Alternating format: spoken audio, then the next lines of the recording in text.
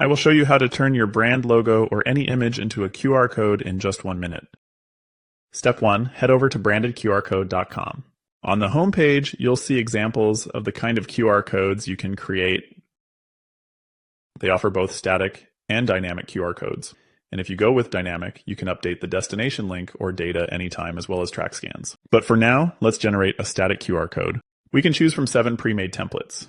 We can either use it as it is or modify the design or image, then download it.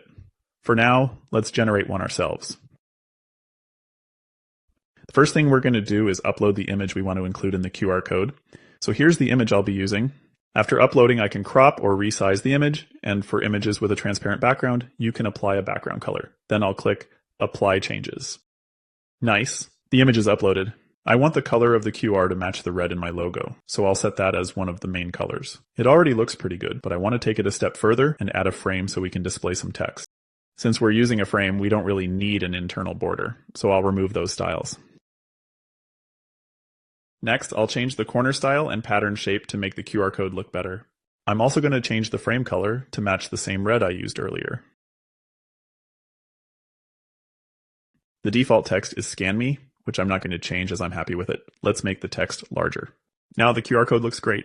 Let's enter the data we want this QR code to point to. So in this case, we'll enter a URL. Finally, just scroll down and click to download your QR code. Let's scan the downloaded QR code. Perfect. If you found this useful, hit the like button and subscribe.